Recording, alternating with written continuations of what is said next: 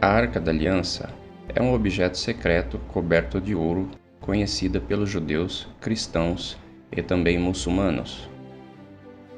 Também foi divulgada a um público mais amplo quando foi retratada em vários filmes. Mas o que é a Arca da Aliança? Os textos mais antigos escritos sobre ela é a Torá, que se encontra no Taná hebraico, conhecido como Antigo Testamento nas Bíblias cristãs. A Bíblia nos fala sobre um Deus supremo que afirmou ser o Criador do planeta Terra. Ele escreveu 10 leis em 2 tábuas de pedra. Estas pedras foram colocadas em um baú de ouro. O baú era então fechado com um assento ou tampa com 2 querubins, um de cada lado da tampa. A arca foi usada para 2 propósitos diferentes. Em primeiro lugar, era onde o Criador da Terra se manifestaria como a lei, sendo a arca como um trono para ele. Em segundo lugar, a arca foi colocada em um santuário com outros objetos sagrados. Ninguém foi autorizado a entrar na sala onde se encontrava a arca, exceto uma vez por ano, quando o sumo sacerdote trazia sangue para a sala e colocava o sangue na frente da arca e no assento da arca. Isto simbolizava como as transgressões do povo contra a lei dentro da arca eram levadas à justiça por um sangue substituto, o qual era trazido diante do trono. Então a arca foi trazida para o primeiro templo em Jerusalém. Acredita-se que antes dos babilônios sitiarem a cidade e destruírem o templo, a arca foi escondida ou desapareceu. Desde então, muitos especialistas, teólogos, historiadores e arqueólogos têm se perguntado o que aconteceu com a arca e se ela realmente teria existido. Seria um fato ou um mito? Ninguém tinha permissão para tocar na arca. Em mais de uma ocasião, aqueles que violaram esta regra morreram de repente. A arca também seguia os israelitas para a guerra. Quando foi capturada por inimigos, eles foram afligidos por pragas até que devolveram a arca aos seus guardiões. Pensando ter poderes mágicos, ao longo dos anos muitos passaram a procurar pela Arca da Aliança, ou têm tentado entender o seu significado. Muitos fizeram réplicas dela. Alguns alegaram ter descoberto a arca, mas até agora ninguém trouxe evidências de suas descobertas para que pudessem ser examinadas. Mas alguém em particular se destaca de todos os outros exploradores, de uma forma e um coração especial.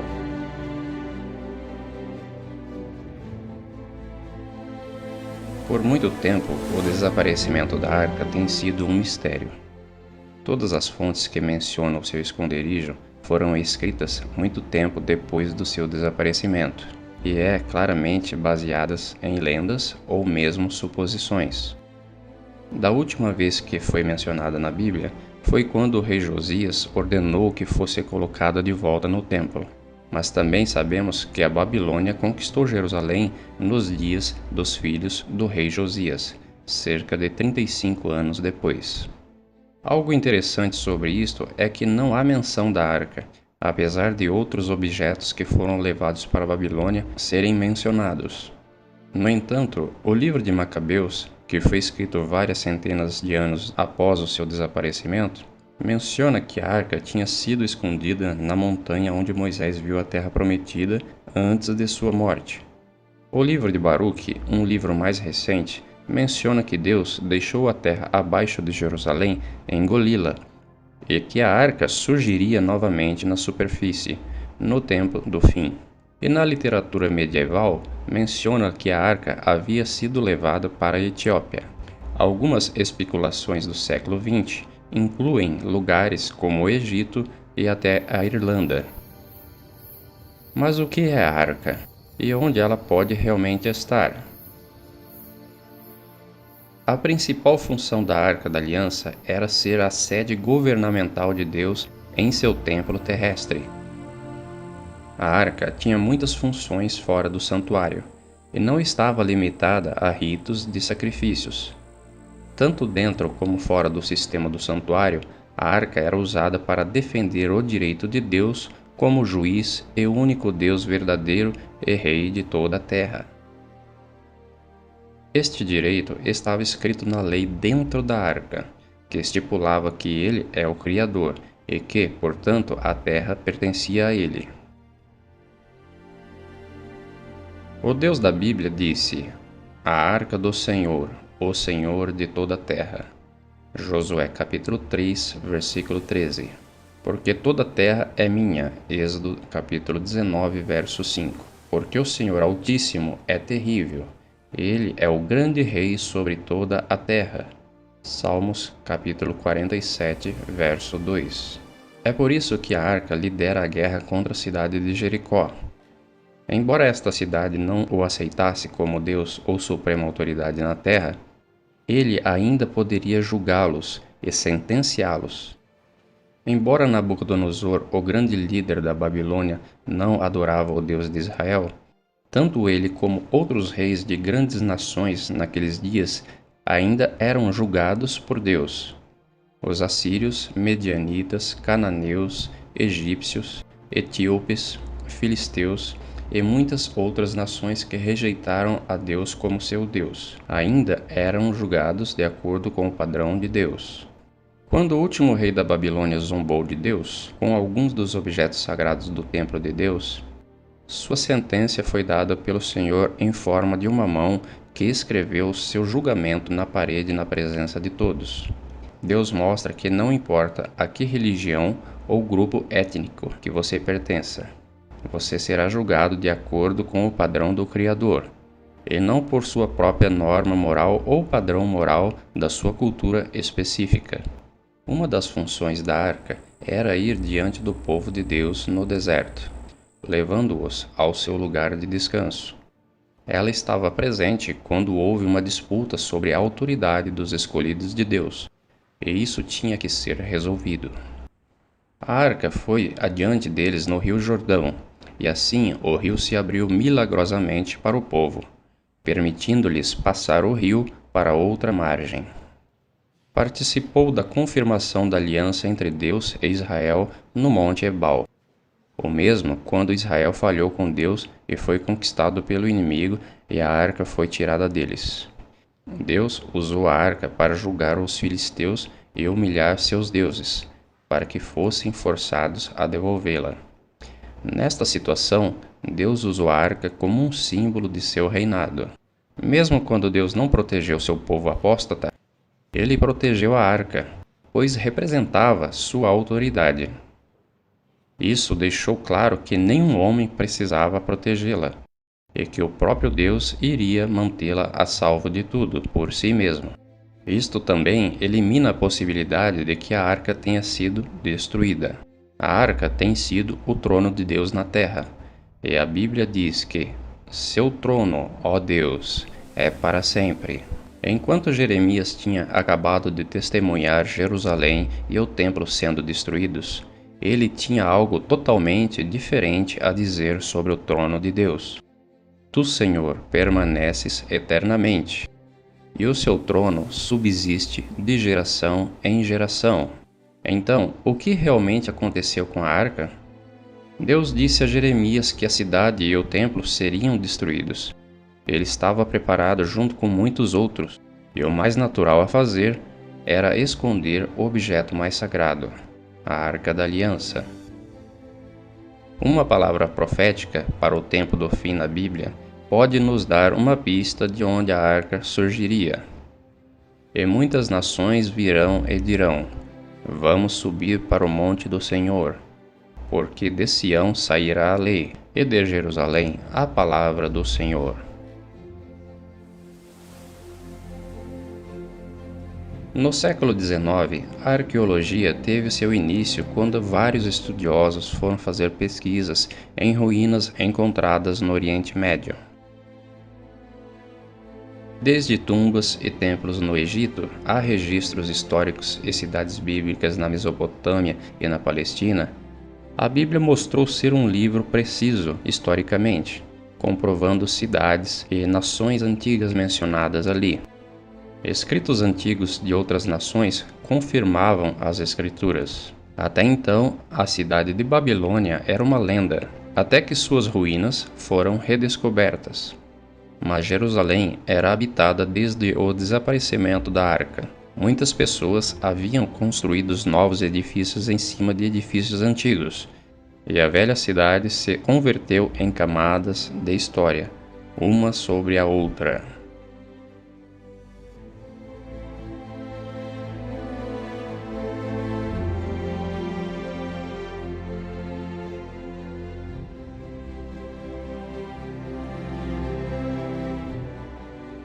Em 1854, um missionário, James Barclay, caminhava perto das antigas muralhas de Jerusalém, quando ele tropeça na entrada de uma grande caverna debaixo da cidade antiga, cheio de túneis e aberturas.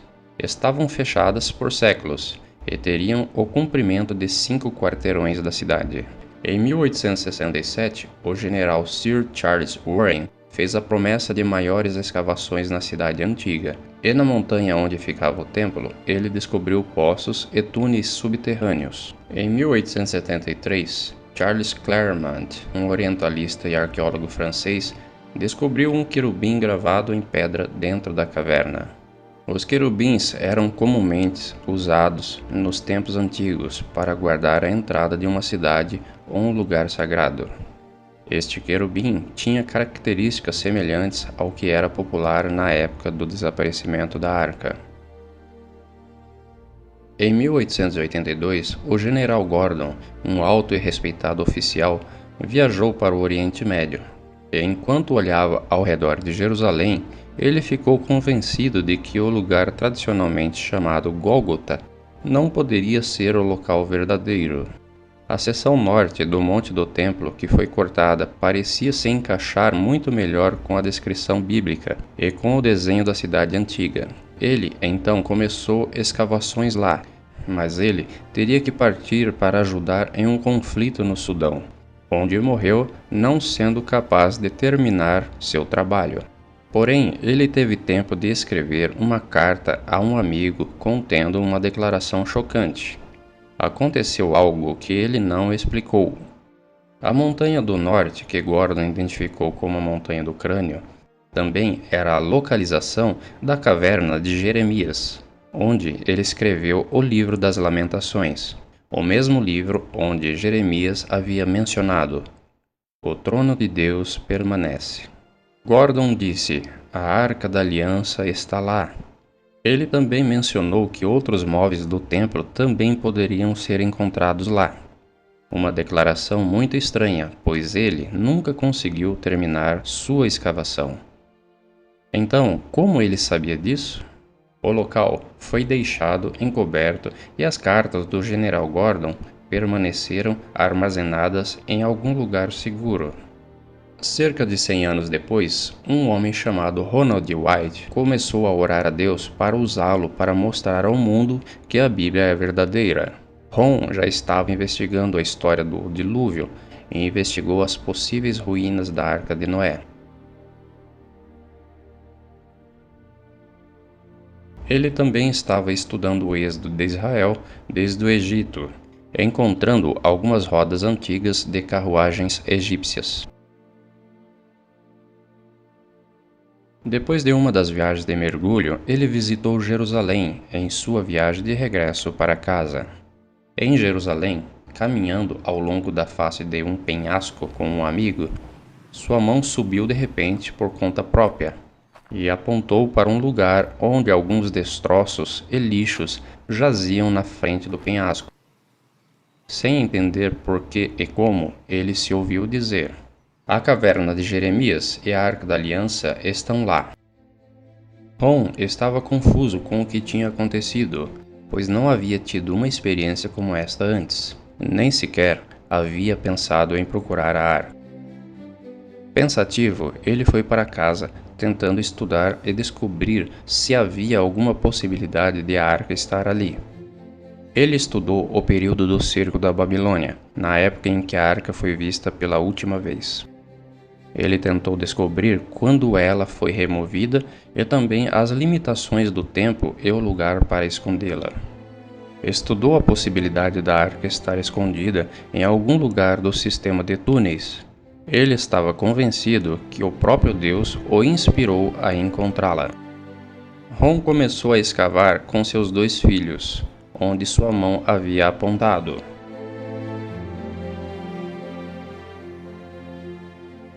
No entanto, eles logo descobriram que uma grande rocha da montanha dificultava a escavação abaixo. Em vez disso, eles começaram a escavar alguns metros para a direita. Quando começaram a escavar, ele rapidamente encontrou 3 nichos na face do penhasco. Ron pensou que talvez eles pudessem ser nichos que poderiam conter sinais do período romano. Afinal, o Gólgota ficava perto da estrada principal no 1º século da Era Comum, e poderia ser o local onde Yeshua, Jesus, foi morto. A conhecida citação de Quintilianos explica: sempre que crucificamos criminosos, escolhemos rodovias muito movimentadas para que muitos vejam. Assim, sejam movidos pelo medo, pois toda punição não é uma vingança, mas um exemplo. A localização do Gólgota, onde a igreja bizantina foi construída, não estava na estrada principal, mas este lugar, sim. Esses nichos poderiam ter sido usados para colocar placas que revelassem às pessoas os crimes que os criminosos haviam cometido. Ele começou a pensar que este lado do monte poderia ter sido o lugar onde as pessoas foram crucificadas. Ron continuou escavando para baixo, mas o terreno embaixo estava muito frágil.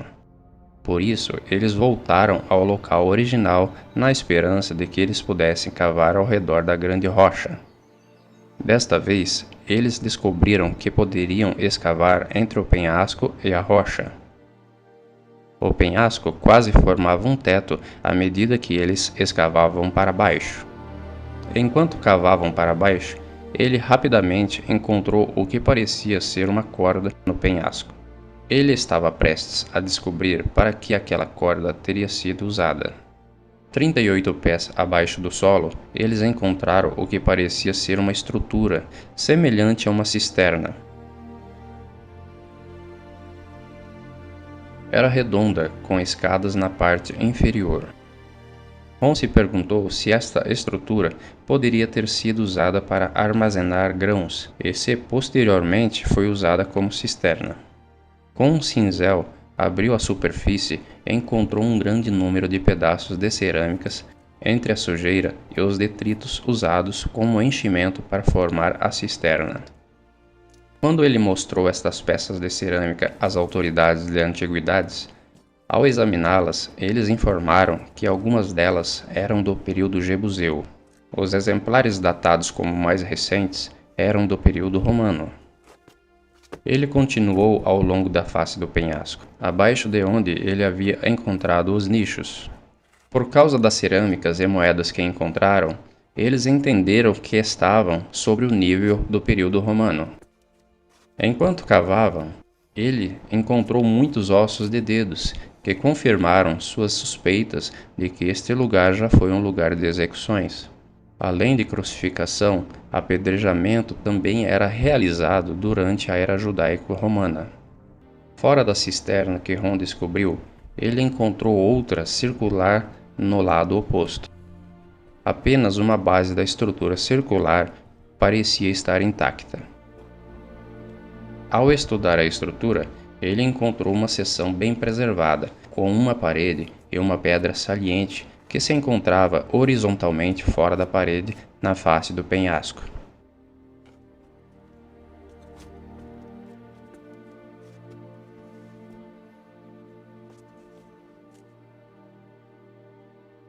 Poucos metros à frente, ele notou uma rocha quadrada que não parecia uma rocha em sua forma natural. Ele, cuidadosamente, a pegou e encontrou um buraco quadrado embaixo. Poderia ter sido um buraco para a cruz? Ao examinar este orifício e limpar a sujeira ao redor, ele descobriu que havia uma grande rachadura estendendo-se para fora dele. Parecia que o buraco tinha sido feito na superfície da base da Terra de frente. Em um nível inferior, ele encontrou outros orifícios para cruzes, mas ele não conseguia parar de pensar que aquele buraco na plataforma com a rachadura poderia ter sido o buraco que segurou a cruz do Messias. Ele se lembrou da escritura que dizia que um terremoto sacudiu a montanha quando o Messias morreu. Poderia esta rachadura indicar o buraco que segurava a cruz? O buraco se estendia cerca de 23 polegadas no solo, enquanto a rachadura parecia se estender muito mais abaixo. Não é algo improvável pensar que se poderia ter conhecimento do lugar onde o Messias foi crucificado, e que, sabendo que ele tinha muitos seguidores que gostariam de transformar o local em um memorial, preferiu-se mantê-lo em segredo. O Gólgota, usado pelas igrejas católicas e ortodoxas, foi construído por Constantino o Grande cerca de 325 ou 326 era comum, nas ruínas de um antigo templo pagão. Isto aconteceu muitos anos depois que o Messias foi crucificado. Mas estas ruínas que Rom descobriu eram romanas e poderiam ser de épocas mais próximas à da crucificação.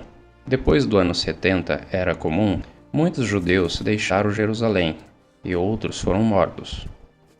A cidade foi reduzida a um acampamento romano. Isso pode significar que o local não foi mais usado para crucificações. Rom encontrou moedas no local de datas anteriores e até ao ano 135 era comum, mas nenhuma das moedas eram de datas posteriores. No ano 130 era comum, os cristãos eram mais favorecidos do que os judeus. Então, o mais provável é que esta estrutura tenha sido construída por cristãos deste período, ou mesmo antes. Isto significa que este foi provavelmente o primeiro lugar reconhecido como Gólgota. O Gólgota da Igreja Bizantina, que foi construído cerca de 200 anos depois, foi construído quando o conhecimento sobre estes lugares de alguma forma se perderam. Quanto mais perto chegamos do período da crucificação, maior a probabilidade de que eles conhecessem os detalhes do que tinha acontecido. O fato de que as moedas encontradas por Rom pertencerem ao ano 135 era comum, indica que quem construiu e usou essa estrutura antiga aparentemente a abandonou e deixou a região. O fato de que as fundações ainda estejam intactas pode indicar que não sofreu destruição nas mãos dos invasores, mas provavelmente caiu em desuso e decadência. Com o tempo, acabou ficando encoberto de sujeira e escombros. Seja qual for o caso, a evidência mostrou que a estrutura pode ter sido construída muito antes da Igreja do Santo Sepulcro.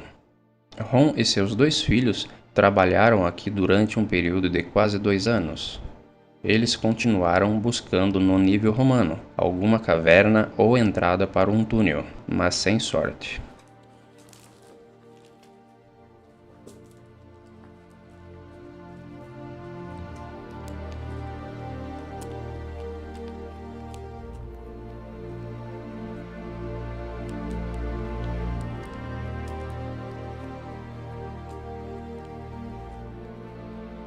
Rom teve a ideia de fazer uma fenda na parede do penhasco. Eles oraram e continuaram a fazer a fenda, usando martelos e cinzéis. E logo depois puderam ver um espaço aberto atrás. Então aumentaram o buraco para que eles pudessem entrar dentro da caverna. Dentro puderam ver que tinha 15 pés de altura e largura. Rom ficou inicialmente animado ao descobrir a caverna, pensando que a arca poderia estar ali. Porém, a caverna estava vazia, e lá havia um grande número de poços e aberturas dentro da montanha.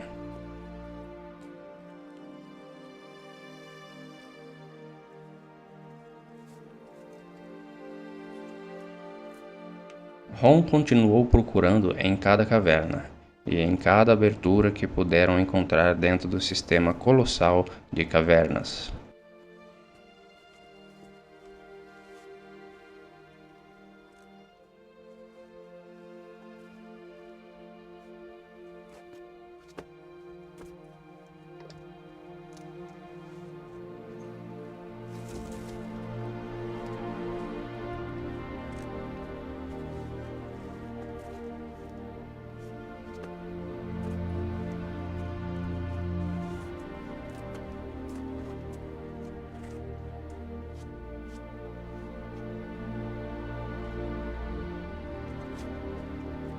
Por 2 anos, eles viajaram para os Estados Unidos para ganhar algum dinheiro em casa, e voltavam a Jerusalém para continuar a busca.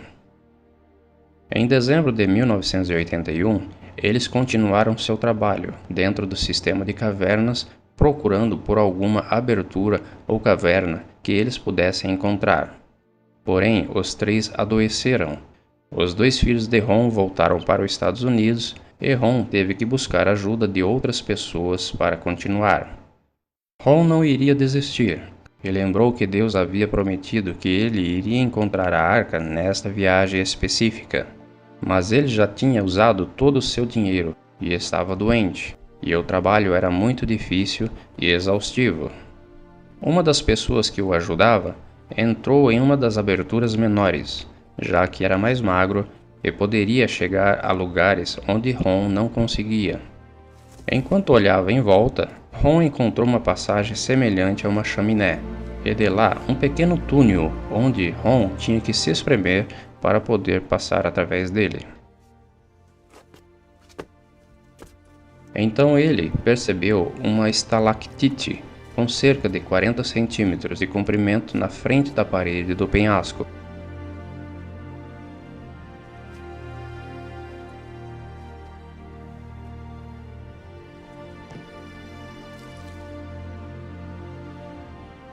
Atrás dele havia um buraco, e Ron tentou ver algo através dele, mas sem êxito.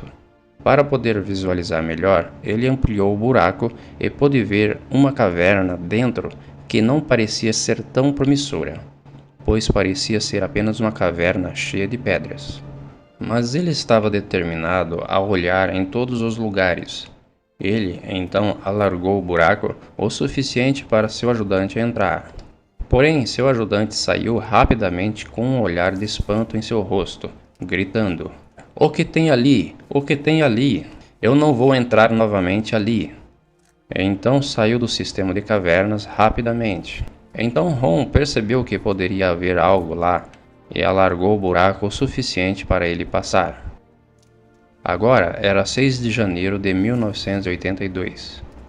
Havia um espaço de cerca de 18 polegadas entre as pedras e o teto.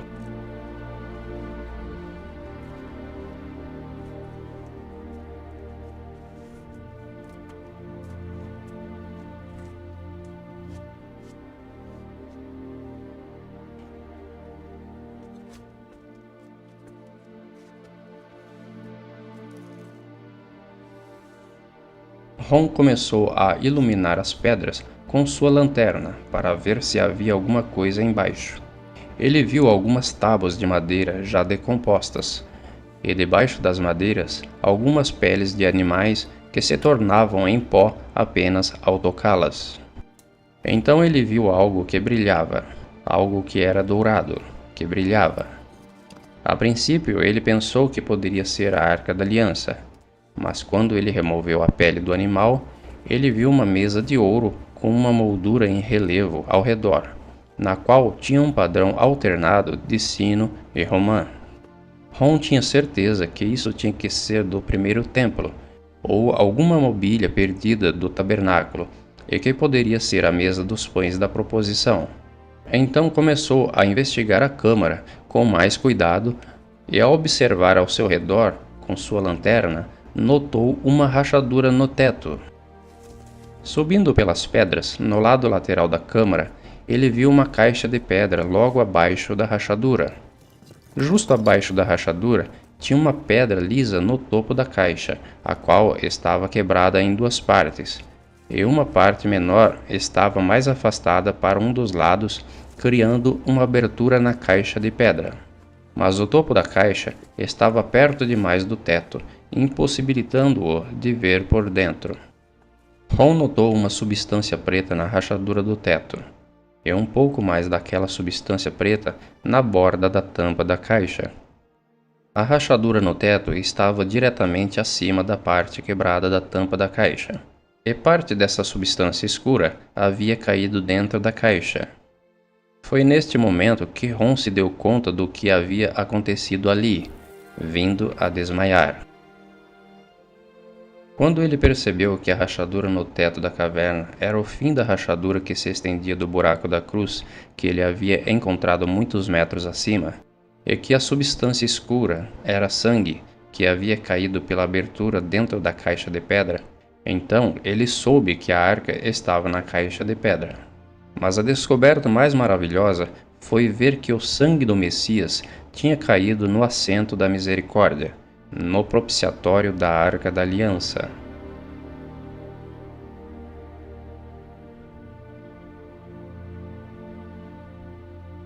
Ron ficou desmaiado por algum tempo. Mais tarde, ele voltou para a caverna e confirmou que realmente era a Arca da Aliança. Ele informou ao governo israelense sobre a descoberta, mas lhe foi dito que se mantivesse em silêncio. Porém, Ron não conseguiu ficar quieto por muito tempo. Ele visitou a câmara várias vezes e relatou que vários objetos estavam lá, além da Arca da Aliança na caixa de pedra. O castiçal de 7 ramos com suas lâmpadas do santuário original, o altar de ouro de incenso, a mesa dos pães da proposição, um incensário dourado, um éfode, uma mitra com uma romã de marfim sobre uma ponta, um peso de ciclo de bronze, lâmpadas de azeite, um anel de bronze e uma espada muito grande. Na parte de trás da arca havia um pequeno cubículo aberto, que ainda continha o livro da lei. Talvez aquele que o próprio Moisés escreveu. Pelo que Ron entendeu, o livro de Gênesis não estava ali. Ron ficou surpreso ao ver que esses pergaminhos escritos em peles de animais ainda estavam em perfeitas condições. Ele então começou a pensar como que a arca foi levada para esta câmara. Não poderia ser por onde ele entrou, pois ele cortou a pedra para entrar. Removendo algumas pedras, ele encontrou uma entrada maior, indo para o sul, em direção à caverna de Zedequias, no outro lado da estrada, onde as figuras de querubins foram encontradas.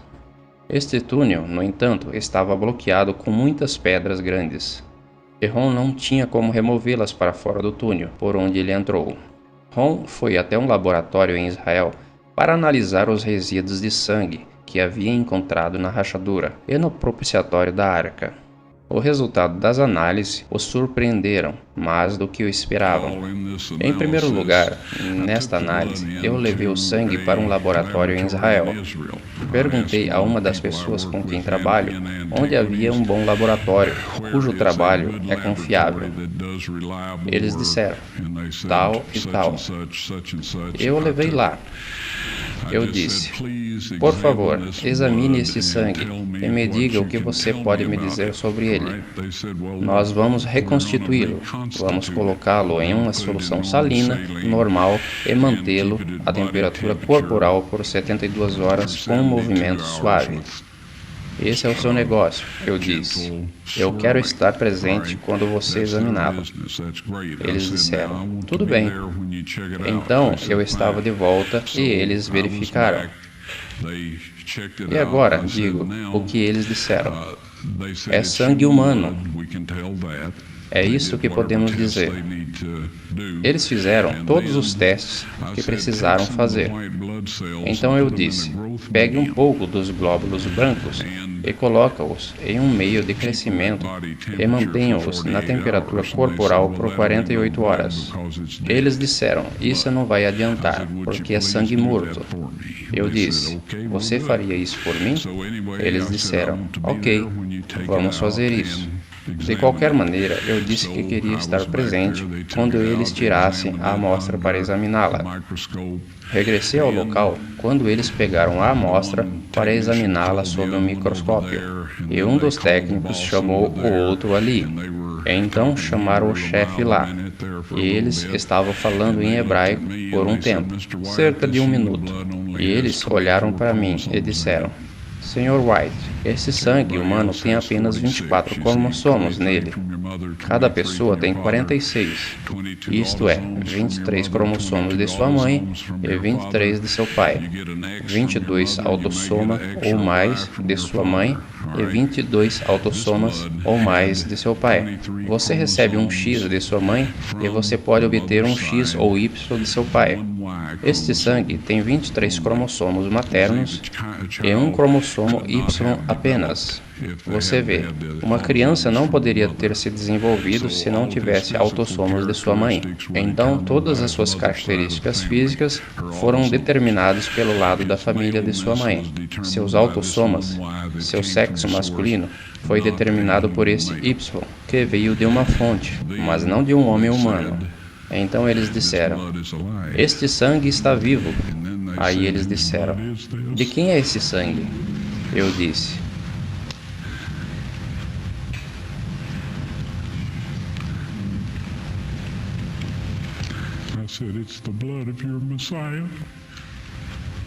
é o sangue de vosso Messias.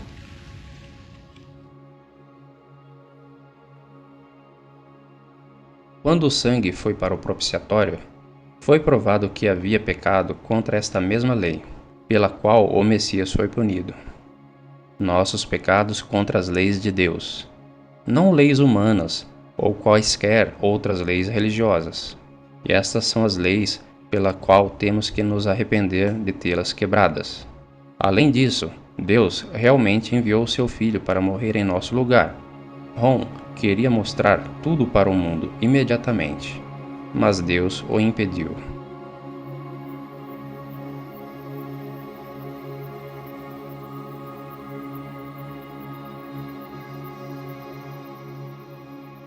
Em sua quarta visita, a câmara e o túnel foram limpos, e os móveis dispostos em sua ordem. Ron imediatamente sentiu a presença de anjos na sala, e viu 4 anjos, 2 de pé, um em cada lado da arca. Eles disseram que haviam sido designados para proteger a arca. E então disseram a Ron para colocar sua câmera em um tripé e gravar.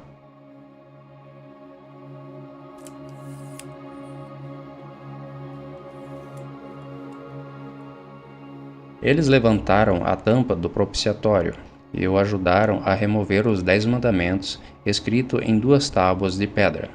Ron então os segurou, mostrando-os para a câmera. Eles então contaram a Ron quando Deus teria planejado mostrar isso ao mundo, no tempo apontado por Deus, quando a lei dominical entrar em vigor. Pouco tempo depois disso, estas tábuas serão mostradas ao mundo. Ron soube imediatamente o que o anjo queria dizer, já que havia estudado o assunto antes. O anjo estava falando sobre a aplicação da marca da besta, mencionada em Apocalipse, capítulo 13 e 14, como último engano e teste que virá sobre o mundo antes da vinda do Messias. A lei e o sangue do Messias são um testemunho contrariando uma versão feita pelo homem dos mandamentos de Deus, o qual será imposto às pessoas do mundo inteiro. Também confrontará as condições equivocadas de salvação, que foram anunciadas por muitas pessoas e líderes religiosos. Ron faleceu em 1999, sem ver o cumprimento. Mas ele sabia que a evidência do que aconteceu estava na fita, e ele usou seus últimos meses e anos para falar às pessoas sobre o amor do Messias, seu sacrifício por nós, e em seguida ele advertiu as pessoas sobre a marca vindoura da lei da besta. Por favor, ouça essa importante mensagem. Este conjunto de leis é o único que os súditos de Deus têm que guardar. Está debaixo do seu trono no céu e na terra, pois a Moisés foi informado que ele fez sua morada, a morada terrena de Deus, segundo a forma que foi mostrada a ele no monte. O padrão que foi mostrado a ele na montanha, esse propiciatório, era o trono terreno de Deus, e ainda é.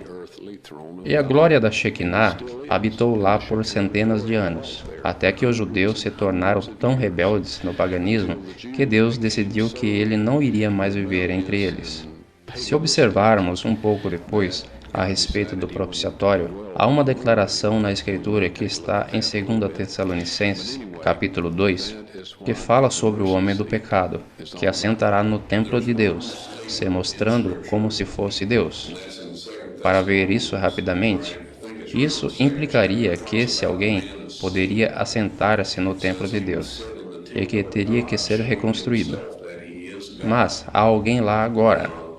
No planeta Terra, neste momento, há um indivíduo, e ele e seus antecessores nesta posição mudaram a lei de Deus. Eles eliminaram o segundo mandamento, que diz que você não deve fazer imagem de qualquer semelhança do que está acima no céu, nem embaixo na terra, nem a servirás. Isso, de alguma forma, interferiria na maneira como eles queriam fazer as coisas. Assim que eliminaram isto, eles dividiram o 10º mandamento em 2, de modo que até mesmo o número de mandamentos fosse em 10. Sim, a tábua de pedra foi encontrada na Arca da Aliança. Eu pessoalmente as peguei, com a ajuda de 4 anjos, que levantaram um propiciatório que estimo que pesava cerca de 900 libras de ouro maciço. E um desses anjos me disse para tirar as tábuas de pedra para fora. Ele me disse que todos vissem essas tábuas. Assim que as peguei, coloquei de volta e fiquei tipo congelado no lugar. Bom, eu não consigo descrever o estado físico ou mental em que eu estava. Se eu não tivesse alguma evidência física para provar isso, eu teria pensado que teria sido um sonho ou algo parecido. Mas agora, as evidências estão prontas para serem mostradas. Mas não vamos dizer que, atualmente, eles estão na borda de uma pedra na mesma câmara. E foi onde o anjo as colocou depois que eu disse a ele que não sabia o que fazer com elas. Foi-me dito que estas tábuas seriam apresentadas com a evidência do sangue, quando a lei da marca da besta, quando a lei dominical se tornar obrigatória. Agora eu sei que todos se perguntam, o que é isso? Todos nós ouvimos rumores e histórias sobre isso. Vou contar rapidamente de forma simples. Se você guarda os 10 mandamentos que Deus escreveu sobre estas tábuas de pedra, sobre o que ele disse nos Salmos 89 e 34, eu não esquecerei minha aliança, nem mudarei o que saiu de meus lábios. Ele falou dos 10 mandamentos, desde a montanha. Ele os escreveu em pedras e disse que nada mudará. Se você guarda essa lei, você receberá o selo de Deus. Em breve haverá um conjunto de leis feitas por homens com as melhores intenções, cercado por uma série de elogios célebres e petições sepulcrais. Isso é todo tipo de história e tudo isso instigado pelo diabo, para fazer você crer que isso é a melhor coisa que poderia acontecer à raça humana, de tal forma que você desejará seguir essas leis voluntariamente. Esta lei feita pelo homem exigirá que você quebre os 10 mandamentos de Deus. O Messias disse aos fariseus que em vão vocês adoram a Deus, ensinando doutrinas e mandamentos de homens. Se você guarda estas leis humanas e quebra os 10 mandamentos de Deus, você receberá a marca da besta. Ninguém tem a marca da besta neste momento. Você só poderá tê-la depois que essas leis forem obrigatórias. Agora, é tão difícil quando uma quantidade de leis feitas por homens são aprovadas e os forçam a obedecer, onde requerirão que os 10 mandamentos de Deus sejam quebrados. A pena por não guardar estas leis humanas é que você não será capaz de comprar ou vender. Esta é a marca da besta. Diremos, amigos, guarde esta lei e receberão o selo de Deus. Guardem as leis feitas pelos homens, obrigando a quebrar a lei de Deus, e teremos a marca da besta. Pode parecer algo simples. Eu sei que há pessoas que dizem que a marca da besta é um chip de computador e todos os tipos de histórias. Esta é a guarda das leis dos homens, em vez das leis de Deus. Como o Messias disse aos seus discípulos, quando ele falou dos líderes judeus em seus dias, porque em vão adoram a Deus, ensinando doutrinas e mandamentos de homens. Deus não aceitou a oferta de frutas e vegetais de Caim, Ele não aceitará quaisquer substitutos por nossa lealdade a Ele, mantendo seus 10 mandamentos. E chegará o momento em que você não será capaz de comprar ou vender. Deus disse: Não esquecerei meu pacto, nem mudarei o que saiu dos meus lábios. Isso significa os 10 mandamentos, que é a aliança. Ele não mudará o que falou no topo da montanha, que está registrado no 20º capítulo de Êxodo. Ele não vai mudar isso. Quando eu vi as tábuas de pedra e vi o que diziam, elas diziam exatamente a mesma coisa que o texto hebraico original do livro de Êxodo. Exatamente. E isso não vai mudar. Agora, a Bíblia nos avisa que Satanás virá com milagres e enganos. Como podemos dizer que Satanás faz milagres? Porque ele é um ser sobrenatural, e todos os anjos caídos são seres sobrenaturais. Eles podem fazer coisas que são milagrosas aos nossos olhos. Como podemos saber que é de Deus e que não é? Se eles disserem que os mandamentos de Deus são válidos e que quebrar esses mandamentos é um pecado, então eles são de Deus. Se eles disserem qualquer outra coisa além disso, eles não são de Deus, e não temos que escutá-los, apesar de qualquer tipo de milagres que eles façam.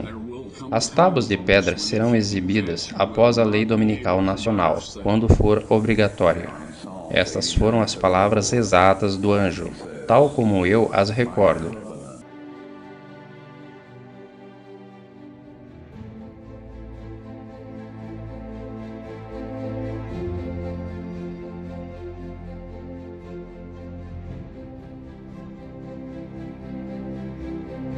Porque este é o amor de Deus, que guardemos os seus mandamentos.